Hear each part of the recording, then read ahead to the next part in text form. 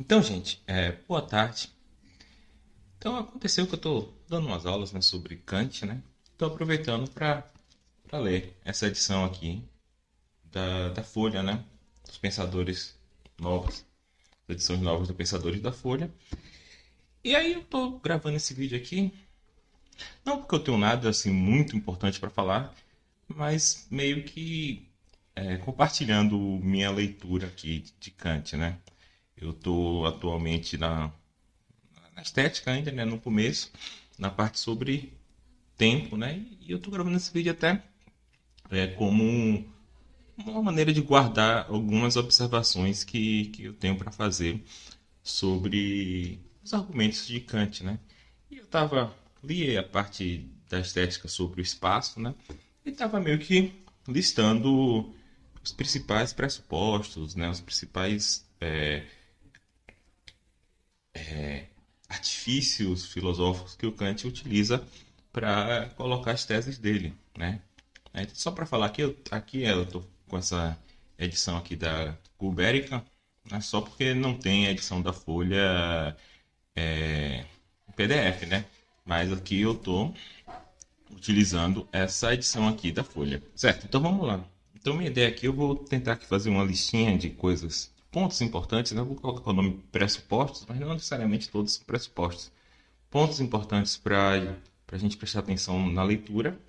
E depois eu pretendo, acho que simplesmente ler aqui com vocês do B46 até o B49, mais ou menos, né? Só 3 páginas da crítica. Tá certo? Então, vamos. Pressupostos aqui, né? Pressupostos, na verdade, são pontos que eu quero prestar atenção. O ponto zero, né? Eu tinha começado do ponto 1, mas depois eu pensei nesse ponto zero aqui. É a relação entre a priori e inato, tá? Apesar de que Kant, acho que na introdução da crítica, eu não estou lembrando aqui exatamente que página, né? Ele faz essa distinção, né? Mas eu acho que ainda assim ele não distingue tão bem a priori e inato. Até porque ele fala de conceitos a priori, né? E não proposições que são conhecíveis a priori, né? São conceitos que você tem a priori, né? E muitas vezes isso tem a ver com um tipo de inatismo, né? Então esse é o primeiro ponto que a gente vai prestar atenção. O ponto zero, na verdade, né? O primeiro ponto é que ele utiliza, às vezes, um princípio, né? Possibilidade, concebibilidade, né? Essa sinal de maior aqui é meio condicional, tá? Não tem condicional aqui no teclado, eu também não estou a fim de estar procurando, né? Então isso aqui eu falei no outro vídeo, né? Que tinha mais ou menos a mesma motivação desse, né? Simplesmente compartilhando a leitura, que princípios, concebibilidade e possibilidade são bastante comuns, né, na filosofia. Né? Vários argumentos famosos usam esse tipo de princípio, né, como o argumento de Descartes a favor do dualismo, o argumento de Hume, né, a questão lá dele sobre indução e causalidade, utilizam é, uma passagem de algo ser concebível para algo ser possível. Né? Então esse princípio é um pouquinho mais aceito, apesar de bastante questionado também. Em Kant, né, eu estou lendo um pouco sobre idealismo. Nos idealistas alemães, depois de Kant, de maneira mais comum ainda, você tem a conversa desse princípio, né? A passagem entre possibilidade para concebibilidade. Né? Se algo é possível, esse algo deve ser concebível. Né? Na verdade, o Kant aqui ele faz o modus tollens, né? Como algo não é concebível, ele não é possível. E isso aqui é mais questionável do que o princípio concebibilidade e possibilidade, né? Porque o princípio concebibilidade e possibilidade apenas pressupõe que nossa faculdade de conceber ela é correta no sentido de que a gente não concebe contradições ou coisas impossíveis, né? Já o princípio possibilidade e concebibilidade, ele é mais forte, né? Porque aqui ele está pressupondo o seguinte, que nossa faculdade de conceber ela é de alguma forma completa, né? A gente pode conceber todas as possibilidades, o que não parece ser o caso para agentes finitos como nós, né? Então, Vou tentar aqui mostrar onde é que eu acho que ele está usando esse princípio na parte sobre tempo, né? Mas ele utiliza também na parte sobre espaço. 2. Né? Aqui, Kant, muitas vezes ele toma como coextensivos a priori, né? Esse aqui é meu bicondicional, tá? E necessário, né? Então, um ponto, né, a priori necessário e, consequentemente, a posteriori e contingente, né? Um ponto importante, né, na história da filosofia e um capítulo que até o próprio Kant ele tem uma participação muito importante, né? Vou descer aqui um pouquinho só para falar sobre isso. É distinguir essas três oposições, né? É a oposição entre analítico e sintético, né? Que é uma oposição semântica, né? Aqui eu não estou muito preocupado em dar uma definição muito boa sobre analítico e sintético, tá? Mas definições suficientes para a gente entender, né? Então, supostamente, uma proposição seria analítico para Kant, né? Quando o conceito utilizado no predicado está contido no conceito utilizado no sujeito, né? Como, por exemplo, oncologistas são médicos, né?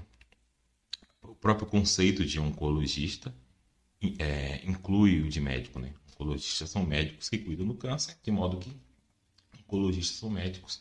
É uma proposição analítica, né? O predicado, vamos dizer assim, são médicos apenas explicita um conceito que já está contido no sujeito, né?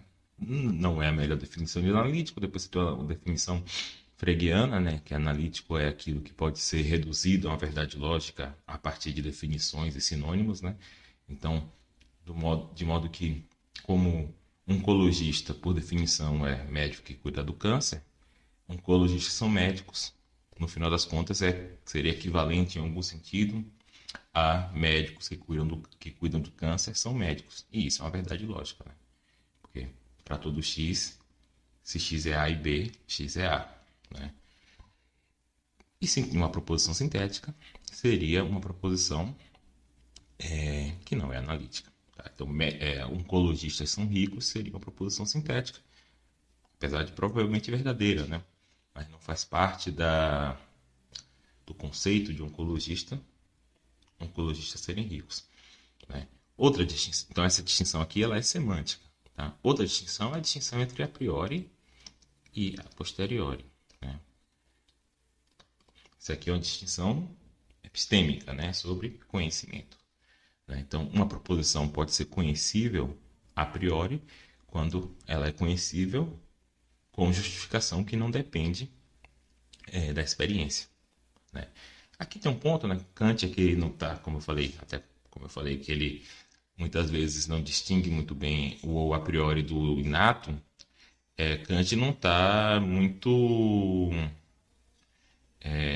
claro a noção de a priori como a gente tem hoje em dia, né? Especialmente por causa do empirismo, né?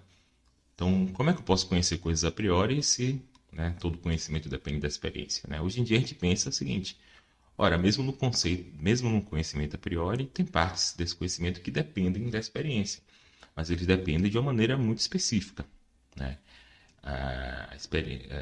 Por exemplo, oncologistas são médicos. Eu posso saber isso de maneira a priori, né? Qual é a justificação que eu tenho para dizer que oncologistas são médicos? Será que eu preciso fazer uma pesquisa, né? Será que eu preciso analisar o DNA ou a formação de cada oncologista para saber que ele é médico? Não, né? Minha justificação aqui é simplesmente, olha, o significado da palavra oncologista é um médico que cuida do câncer, né? Mas perceba, eu preciso da experiência para aprender português, né? Como qualquer língua, né? Então eu preciso ter experiência. Algum dia eu aprendi o conceito de oncologista, né? Então, esse tipo de experiência, né, a experiência necessária para aprender conceitos, etc., é aceitável no conhecimento a priori. Mas por quê? Porque a justificação aqui ela não cita nenhuma experiência específica, ela cita o conceito. Tudo bem, eu aprendi esse conceito, mas não é uma experiência específica, é diferente de oncologistas são ricos, né? Se eu fosse dar uma justificação para essa afirmação, eu teria provavelmente que citar alguma pesquisa, um censo, uma pesquisa do Conselho de Medicina, né? Algo desse tipo, né? Então, essa seria uma proposição a posteriori, ou seja, uma proposição. E outro ponto é o seguinte, né? Uma proposição é a priori, um conhecimento é a priori, quando ele pode ser conhecível de maneira a priori. Mas muitas vezes a gente conhece coisas que são conhecíveis de maneira a priori apenas através da experiência. Por exemplo, muitos teoremas da matemática, eles são a priori. Né? Eles podem ser simplesmente provados. Né? Por mais que eu esteja rabiscando no papel a prova, essa experiência também não é central na justificação. Né? O que é central é a prova mesmo. Prova enquanto entidade abstrata. Apesar de um teorema matemático poder ser conhecido a priori, geralmente a gente aprende teoremas da matemática porque um professor disse pra gente, né? A gente não sabe nem provar, só sabe que é verdadeiro. Nossa justificação nesse caso é testemunhal, né? Então, a gente aprendeu esse conhecimento de modo dependente da experiência, mas ele é a priori porque ele é conhecível de maneira a priori, tá? Já conhecimentos a posteriori são aqueles que não são conhecíveis de maneira a priori. E a terceira distinção aqui importante é entre necessário versus contingente. Isso aqui é uma distinção metafísica. Apesar de que tem um ponto aqui que vou chamar a atenção depois, né? Necessário, uma proposição é necessária simplesmente quando é impossível ela ser falsa. Né? 2 mais 2 igual a 4. É impossível 2 mais 2 igual a 4 ser falsa. Se a gente pensar que existe uma relação entre concebibilidade e possibilidade, é inconcebível que 2 mais 2 igual a 4 seja 2 mais 2 igual a 4 seja falso. E uma proposição é contingente quando ela é passível de ser falsa. Né? Então, por muito tempo na filosofia, né, principalmente os empiristas ali, eles julgavam que o que está aqui na coluna da esquerda, analítico, a priori necessário, são coextensivos. Ou seja, aquelas proposições analíticas são as proposições a priori, que são as proposições necessárias. Né? Então, Hume, por exemplo, quando ele faz essa distinção, ele colapsa essas três distinções em uma. Ele fala em questões de fato, matter of facts, do lado de cá, né, do lado do sintético da posteriori, e relações entre ideias, que seria o conhecimento a priori, analítico, etc. Né? Então, foi um grande avanço na filosofia a distinção entre essas três distinções.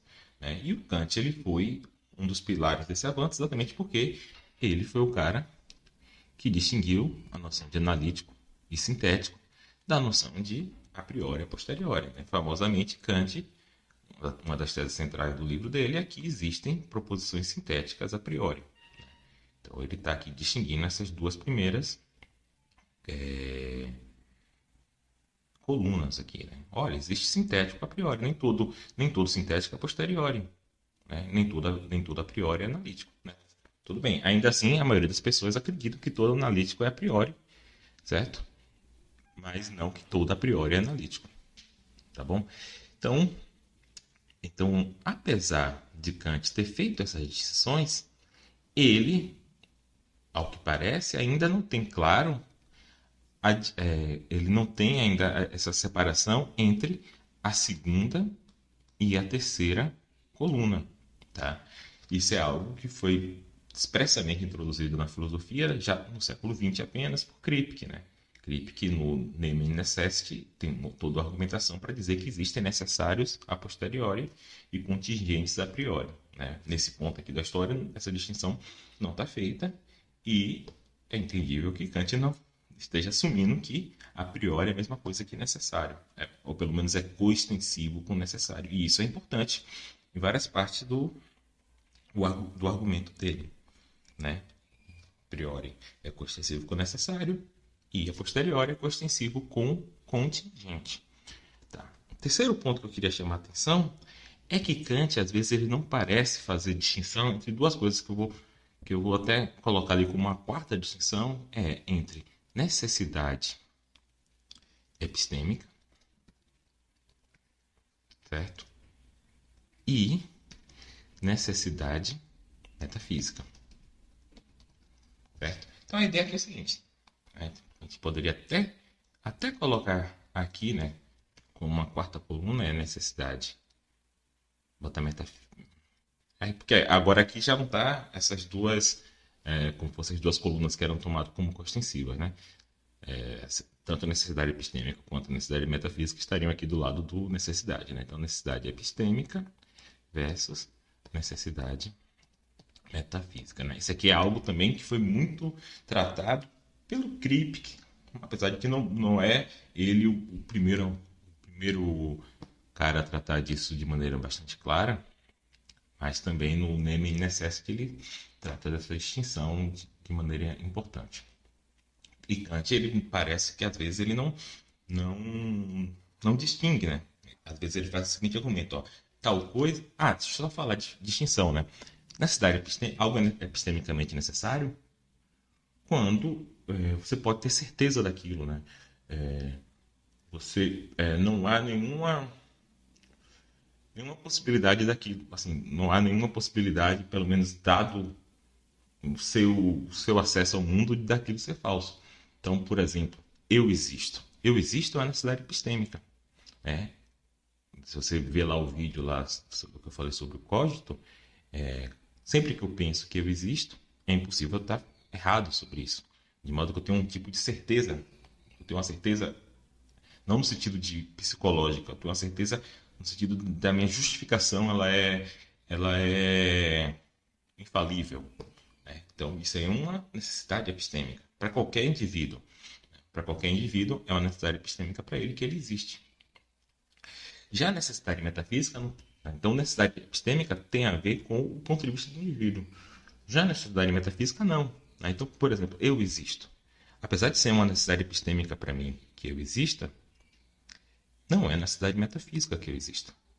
Meu pai poderia não ter conhecido minha mãe, de modo que é plenamente possível que eu não exista, né? Eu não sou Deus, né? Eu não sou um ente necessário. Apesar de que é uma necessidade epistêmica para mim que eu existo. Então a grande diferença é essa. Porque o eu existo, né? Qual é a mágica do eu existo? Ele explora o ponto de vista do sujeito, né? Claro que qualquer sujeito que pense isso, ele não pode estar errado ao pensar isso, porque ele está pensando isso.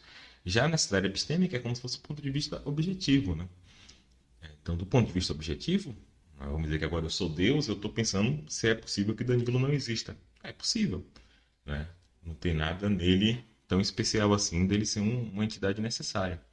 Então, Kant, às vezes, ele faz o seguinte argumento. Tal coisa é uma certeza, né? Apodídica, como ele fala. Consequentemente, é uma necessidade metafísica. Consequentemente, é a priori.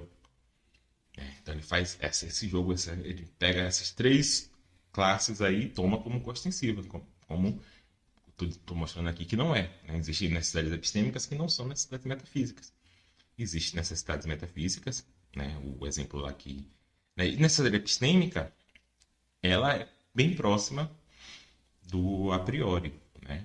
Apesar de que talvez se você for um falibilista, você pode pensar que você pode ter conhecimento a priori que não é uma necessidade epistêmica.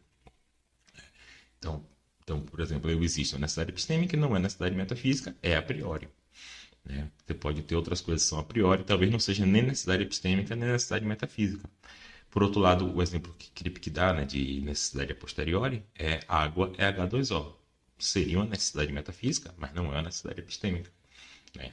No passado, antes das pessoas fazerem química e saberem disso, indivíduos podiam duvidar que a água é H2O de maneira totalmente justificável. Né? Então, essa distinção aqui também que é importante aqui para Kant nessas partes aqui sobre espaço e tempo. Um quarto ponto que eu queria chamar a atenção, isso aqui eu acho muito engenhoso dele. Em determinado momento, Kant ele explora a distinção entre conceito e objeto, né? Que é algo que Frege, né? Frege eu sempre esqueço o nome dos artigos de Frege, mas tem um que é função e objeto, tem um que é conceito e objeto. Então tem essa distinção muito forte entre conceito e objeto que Kant ele já explora aqui. eu acho que de maneira bem interessante e bem esperta, né? Eu vou tentar também chamar a atenção isso. E um princípio que ele utiliza bastante interessante é que o conhecimento analítico é um conhecimento, né? Conhecimento analítico é estranho, né? O conhecimento de proposições analíticas se deve a conceitos, né? Algo desse tipo, tá? Tipo, você sabe que oncologistas são médicos porque tem uma relação entre o conceito de oncologista e o conceito de médico. Né? É um conhecimento sobre conceitos, é um conhecimento, não é bem sobre, mas é um conhecimento fundamentado por sua capacidade conceitual. Né? De modo que se você está buscando um conhecimento sobre um indivíduo, esse conhecimento não poderia ser de proposições analíticas, mas de proposições sintéticas. Né? Isso é interessante. Né? Porque o indivíduo, né, algo que você se refere como isso, por exemplo, você não está associando nenhum conceito. Você pode se referir a um indivíduo sem associar nenhum conceito a ele. Né? De modo que você pode ter conhecimento sobre isso que não depende de conceitos. Né? Então, às vezes ele vai fazer essa né? Ele vai argumentar que o tempo é um indivíduo, deve ser tomado como indivíduo, e daí ele vai falar assim, olha, como não é um conceito, você não pode ter conhecimento analítico, tem que ser sintético. Né? Então tem esse ponto também. Né? E o último ponto que eu queria chamar a atenção é os argumentos transcendentais. Né? Transcendentais. Que é também uma grande inovação aí de Kant. E aqui, nessas partes, né, especialmente na exposição transcendental do conceito de espaço e de tempo, ele faz uso de argumentos transcendentais, que é algo que eu, sinceramente, preciso estudar mais. Né? Que são argumentos interessantes e as pessoas falam que tem um papel super importante na filosofia. Né? Mas só para falar de maneira por cima, argumento transcendental é um argumento que parte do pressuposto que nós temos conhecimento sobre algo, sobre alguma área, e se pergunta sobre as condições de possibilidade desse conhecimento. Né? Então, é uma atitude interessante, né, inovadora em relação ao ceticismo. Né? Então, não é que, por exemplo, quando Kant fala do espaço, né? Não é que ele quer provar que a geometria dá conhecimento. Não. Ele está partindo do pressuposto. A geometria dá conhecimento. A gente tem conhecimento a partir da geometria. E o ponto é como esse conhecimento é possível. Né? E ele tira conclusões daí. Tá bom? Então, vamos tentar aqui ler a exposição transcendental do conceito de tempo. Né? Eu vou ler aqui da minha edição, tá? Mas eu vou... Não sei se está muito igual a edição aqui da... Vamos ver aqui. Estética transcendental do espaço, do tempo. 96. Não sei se está muito igual essas duas edições. Vou ler da edição aqui da portuguesa mesmo, tá? Para ficar mais legal. Vamos lá. E aí eu vou tentar pegar aqui minhas anotações, tá? Onde é que tem os pontos que a gente quer falar. O tempo, vamos começar, né? Segunda sessão do tempo, né? Primeira sessão foi do espaço, né? O outro vídeo lá era sobre o espaço, mas as duas sessões elas são imagens espelhadas uma da outra, tá? Tem basicamente os mesmíssimos argumentos. O tempo não é um conceito empírico que se derive de uma experiência, tá? Então aqui Kant ele tem uma preocupação muito grande pela ordem, né? Tipo, a ordem que os conceitos ou que as estruturas entram na sua mente. Porque nem a simultaneidade nem a sucessão surgiram da percepção se a representação do tempo não fosse seu fundamento a priori. Né? Só pressupondo a representação do tempo, podemos representarmos que uma coisa existe num e mesmo tempo, ou seja, simultaneamente ou em tempos diferentes. Né? Ou seja, a nossa própria percepção de indivíduos no mundo, né, de coisas individuais, depende da percepção do tempo.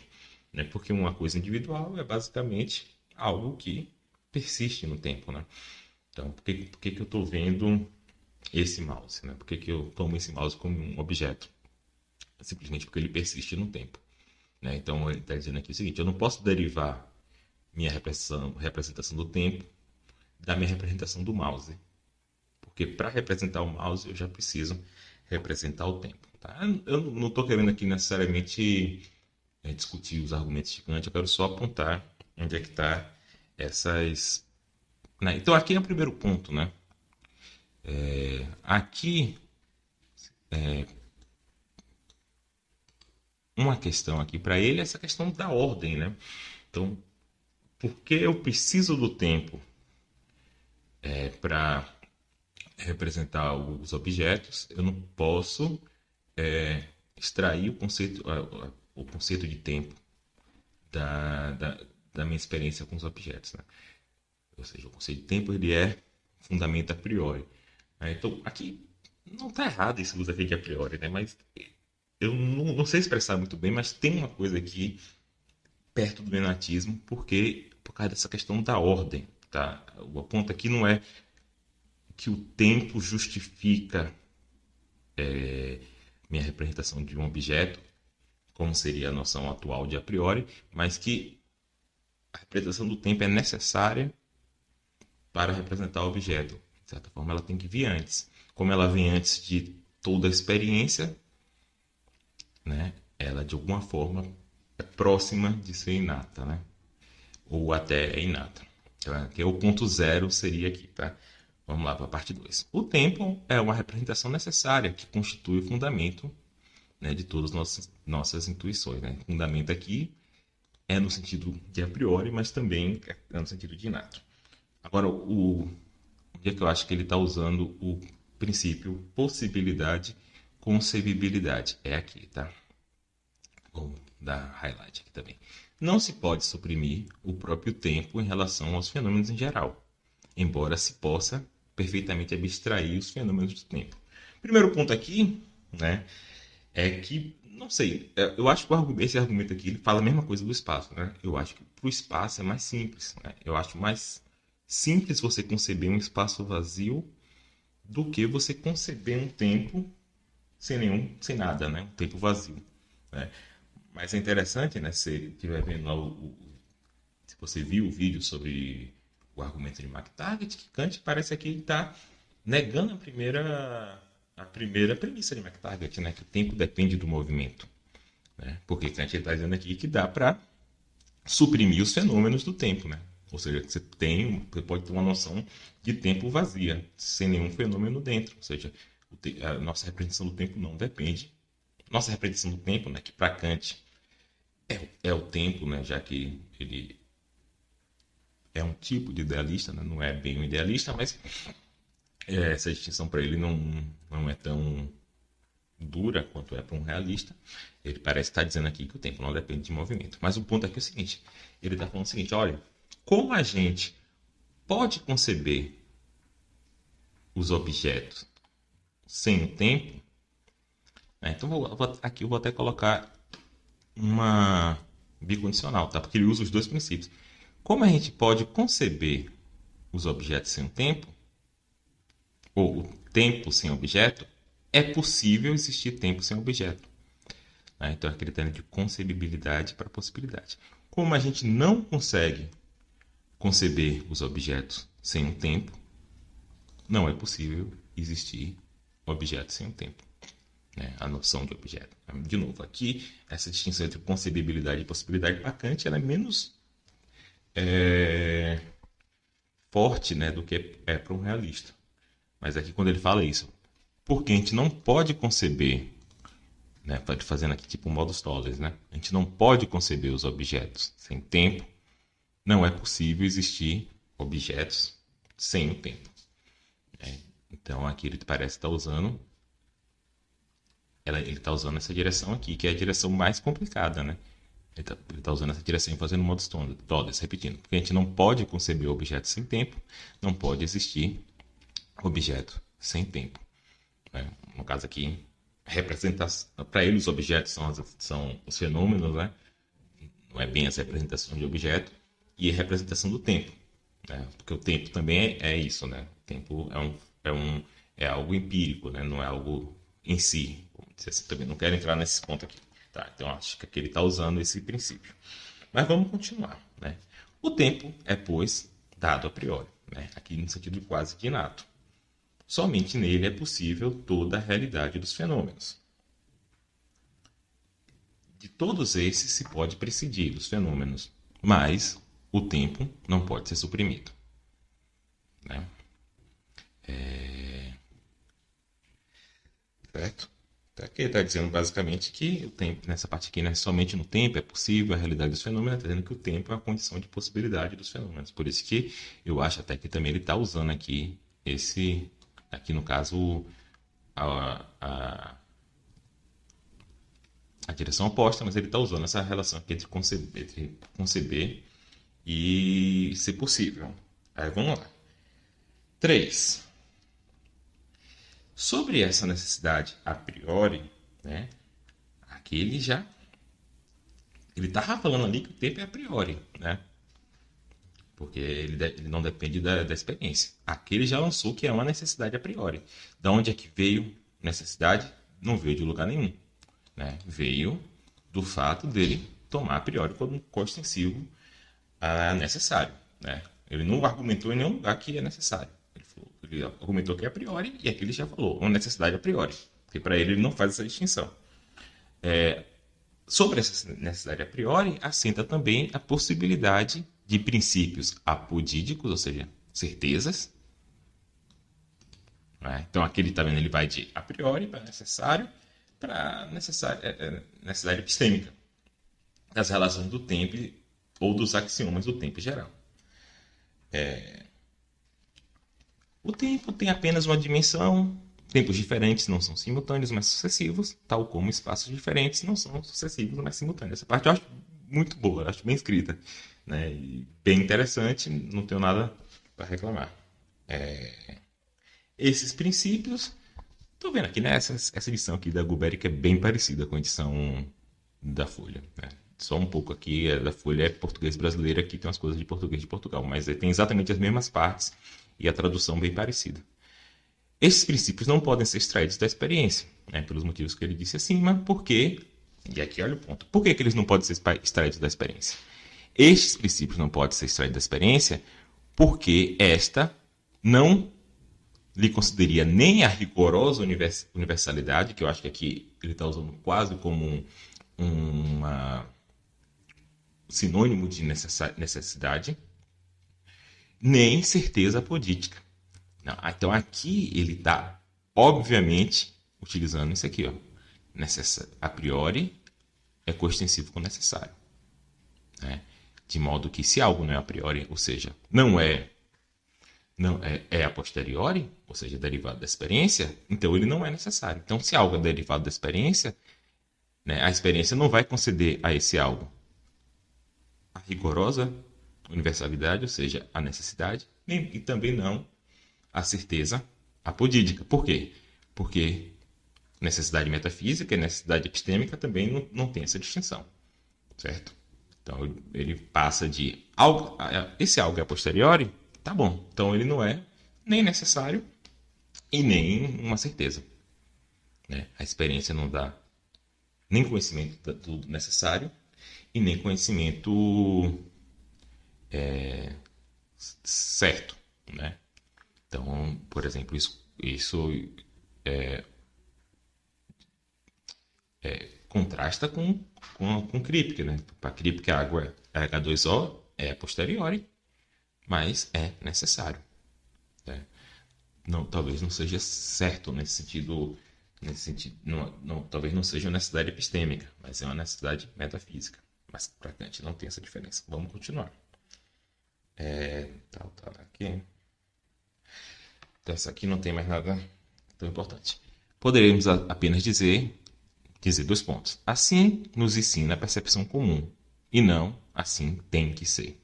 Né? Então está dizendo que o conhecimento da experiência sempre só fala assim, ó, assim a experiência nos ensina um conhecimento menos que certo. A gente não consegue dizer tem que ser assim, é necessário, né? Tem que ser assim, tem que ser, aqui ele está dizendo é necessário. Esses princípios valem, por conseguinte, como regras, as únicas que, em geral, possibilitam as experiências e, como tal, nos instrui antes das experiências, e não mediante a essa. Né? Então, esses princípios, né, como o espaço, o tempo, por serem a priori, eles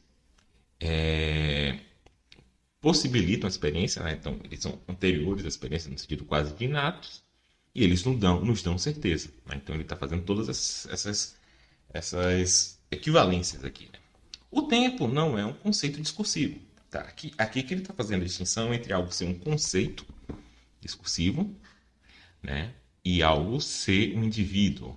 Né? Então, o tempo não é um conceito. O tempo é um nome próprio de um indivíduo. Né? Por que ele fala assim, ou como se diz, um conceito universal? Né? Porque qual é a relação entre, vamos dizer que a relação entre um conceito e os indivíduos que caem sob aquele conceito, né? Vamos pegar aqui os indivíduos que estão na extensão do conceito, para ser mais fácil, né? Porque eu sempre esqueço os nomes subsumição, subordinação, as relações entre conceitos mesmo. Vamos pegar aqui a relação entre o indivíduo e a extensão do conceito. É uma relação de inclusão, né? O indivíduo é membro do conjunto que é a extensão de determinado conceito, né? Um cavalo individual é membro da extensão de cavalo, do conceito cavalo. No caso do tempo, né, se o tempo fosse o conceito, os vários momentos seriam os membros desse conceito, o tempo. Né? Mas ele está falando assim, não é assim, o tempo não é um conceito. Um conceito universal. Não é um conceito o qual nós predicamos todos os momentos. O tempo é um nome próprio, de modo que tempo é um indivíduo.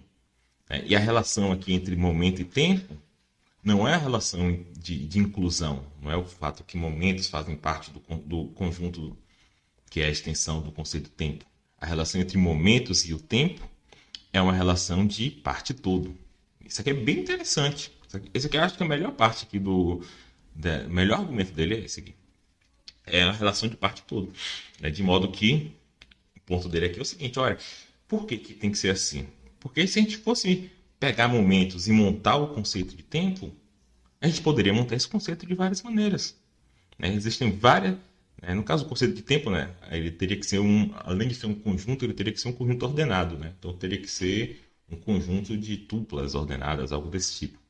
Teria várias maneiras de ordenar. A gente poderia formar vários conceitos de tempo. Né?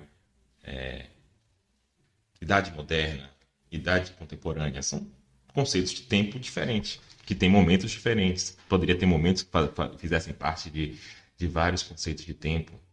O tempo da economia, o tempo da filosofia, né? Às vezes são distinguidos diferentes, né? O que é filosofia, o que é música, vamos dizer assim, romântica, literatura romântica, né? Então, momentos estariam em diferentes conceitos de tempo. Ele fala o seguinte, olha, se o tempo fosse um conceito, nada garantiria que a gente tem um tempo. Né? Então ele fala o seguinte, então a gente não tem que partir dos momentos para tentar formar um conceito de tempo. A gente tem que partir de o tempo. O tempo é um indivíduo e a gente consegue os momentos partindo partes do tempo.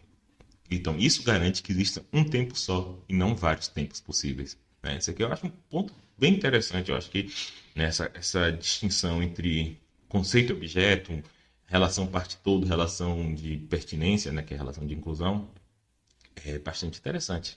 Né? Então ele fala assim, o tempo não é um conceito discursivo, como se diz um conceito universal, mas uma forma pura da intuição sensível. Tempos diferentes são unicamente partes do mesmo tempo. Então, o tempo seria uma entidade indistinguível e infinita, né, de ordenação de momentos. E toda vez que a gente fala de um momento, de um período, a gente está falando de uma parte do tempo, certo? E não de um conceito diferente. Ora, a representação que só pode dar-se através de um único objeto é uma intuição. Aqui ele está fazendo outro ponto, né? Então, dado que o tempo é um objeto, né? O modo como a gente tem acesso ao tempo é pela intuição. Intuição para Kant, né? Tipo, a intuição sensível, A percepção e intuição sensível não é bem a mesma coisa, mas nos dá acesso a objetos no mundo, né? O intelecto dá acesso a conceitos, né? Então, intuição aqui é quase um conhecimento by acquaintance, né? Então, se algo é um indivíduo, a gente só pode ter contato com ele, a gente só pode ter contato com ele, a gente não pode pensá-lo sem ter contato com ele, né? Então, como o tempo é um indivíduo, por esses motivos que eu dei antes, a gente só pode ter contato com o tempo através da intuição. Obviamente não é intuição sensível, porque ele já argumentou ali em cima que a gente não dá para derivar o tempo da experiência, né? Por motivos que é, podem ser questionáveis. Então, é uma intuição interna. É basicamente esse o ponto, né? E também não se poderia derivar de um conceito universal a proposição segundo a qual tempos diferentes não podem ser simultâneos. Aí ele fala assim, tá vendo? Então, também como o tempo, né? Se o tempo fosse um conceito, a gente não conseguiria derivar desse conceito. A gente não conseguiria ter um conceito único de modo a gente derivar essa proposição, que tempos diferentes não podem ser simultâneos. Essa proposição ela é derivada da nossa apreensão do indivíduo tempo. Então, ele está falando assim, olha, proposições analíticas são conhecidas através de relações de conceitos. Mas como o tempo não é um conceito, o tempo é um indivíduo, a gente só consegue derivar proposições sobre o tempo sinteticamente. Eu acho que é basicamente isso que ele está falando, tá? Essa proposição é sintética e não pode ser unicamente proveniente de conceitos. Está, portanto, imediatamente contida na intuição e na representação do tempo. Certo? Então, o tempo é uma representação interna que a gente tem contato direto. A gente é uma coisa, certo? Não é um conceito formado a partir de outras coisas e a gente se refere a essa coisa e fala dela, né? Então, da mesma forma, quando eu falo isto é tananã, qualquer coisa que eu falar disso, né? Quando eu falo isto é ponto para algo, eu não estou atribuindo nenhum conceito para ele. De modo que eu não tenho nenhuma proposição analítica utilizando isto.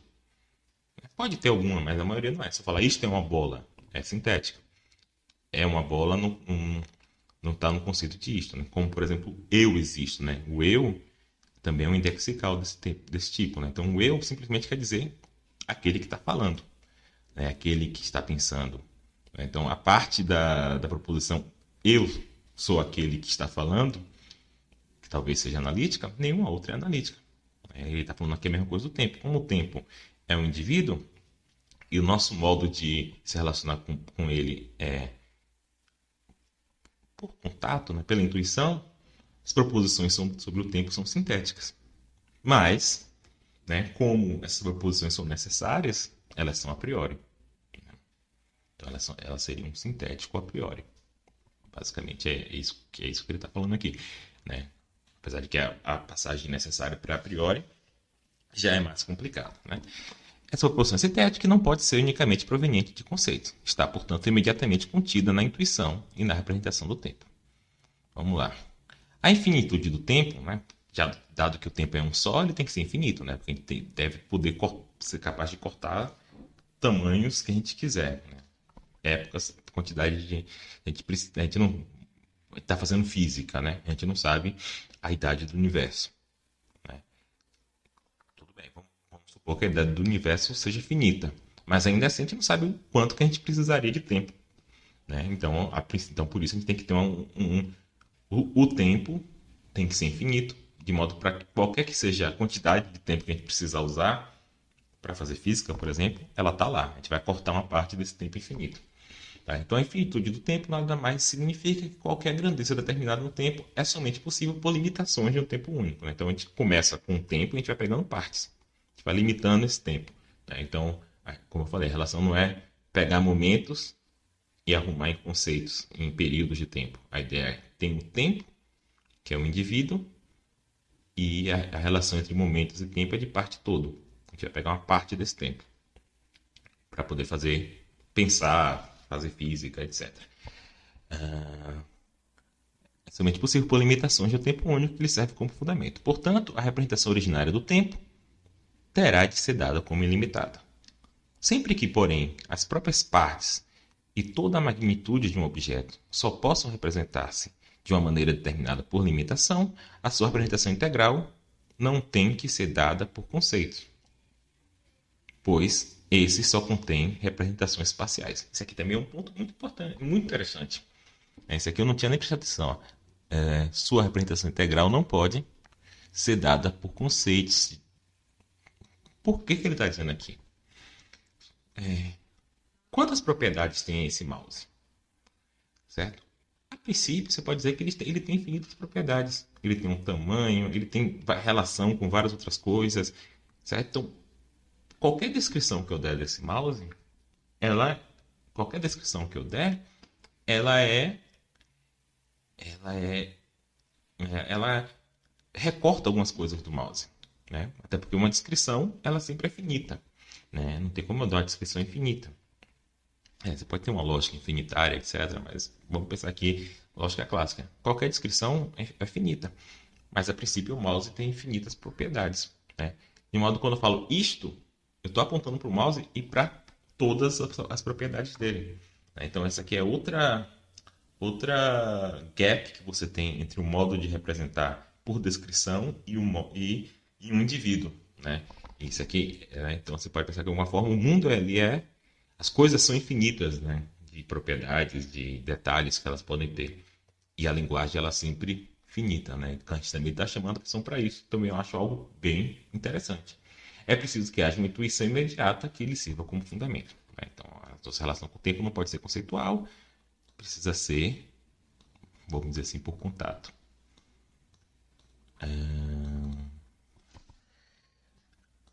Deixa eu ver aqui. Então, exposição transcendental do conceito de tempo, aqui onde ele usa o argumento transcendental, né? Na primeira parte lá sobre espaço, ele fala assim, olha, a gente tem geometria, a geometria nos dá conhecimento,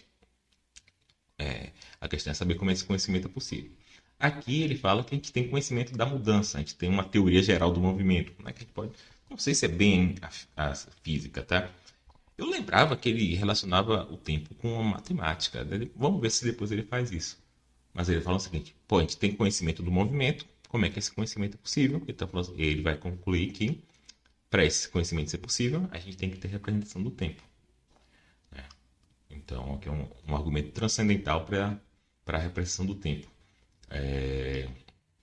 Perceba que aqui, comparado com o argumento lá de McTaggart, ele também está invertendo a ordem, né? McTaggart fala assim: o tempo depende do movimento. Aqui, Kant está falando o seguinte: o conhecimento do movimento depende do tempo. É uma inversão de ordem que é interessante. Então é basicamente isso aqui, essa parte que eu só vou apontar o argumento transcendental, tá? Nesse passo, posso remeter para o número 3, tá? Acho que é quando ele está falando do argumento transcendental para espaço. Onde indiquei no artigo sobre exposição metafísica, o que é verdadeiramente transcendental. Aqui acrescenta apenas que o conceito de mudança e com ele o conceito de movimento, como a mudança de lugar, só é possível na representação do tempo. E mediante a essa. Se essa representação não fosse uma intuição interna, a priori, nenhum conceito, fosse ele qual fosse, permitiria tornar inteligível a possibilidade da mudança. Então ele fala assim, pô, a gente conhece a mudança, a gente tem conhecimento da mudança, mas para ter isso a gente tem que ter a representação do tempo, né? Porque algo mudar, algo ter uma propriedade em determinado tempo e depois ter outra propriedade. Isso é, a possibilidade de uma ligação de predicados contraditoriamente opostos no mesmo objeto, né?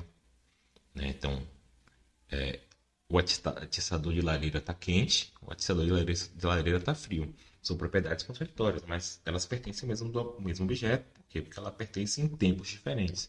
Isso quer dizer que o objeto mudou. Então, a possibilidade de ligação de predicados contraditoriamente opostos num só e mesmo objeto, por exemplo, a existência de uma coisa num lugar e a não existência dessa coisa no mesmo lugar, em outro tempo, né? Eu estava aqui no escritório, depois fui para a sala, né? Então, a minha existência no escritório e a minha não existência no escritório. Só no tempo, ou seja, sucessivamente, é que ambas as determinações contraditoriamente opostas se podem encontrar numa coisa. Eis porque o nosso conceito de tempo explica a possibilidade de tantos conhecimentos sintéticos a priori, né? Então aqui ele está falando. Então a gente tem vários conhecimentos sintéticos a priori e aqui ele já está assumindo isso, né? Porque a gente tem a noção de mudança, né? É um conhecimento sintético que as coisas podem mudar. Não faz parte do conceito de coisa que as coisas podem mudar, mas é a priori, porque a gente faz sentido de uma coisa ter uma propriedade em determinado momento e ela ter uma propriedade oposta em outros momentos, né? E para Kant isso é explicado por causa da representação do tempo, né? Aqui também eu acho a parte sobre o espaço, né, que é a geometria, um pouquinho mais forte, tá? Porque realmente a geometria, primeiro, eu acho que é mais simples você pensar na representação de um espaço vazio do que de um tempo vazio. E a geometria certamente é uma ciência, uma parte da matemática muito mais desenvolvida do que isso aqui que ele está falando, né? De teoria geral do movimento. Aqui é uma coisa muito pequena, eu acho. Tá? Mas é isso. Então, isso aqui até agora foi minhas considerações até essa parte aqui do livro. Eu estou lendo bem devagar, né? Porque estou pegando partezinha por partezinha. Estou lendo devagar e se tiver outra coisa para falar aí sobre a crítica da razão pura, eu volto aqui. Então. Tá bom, gente? Então, obrigado, um abraço.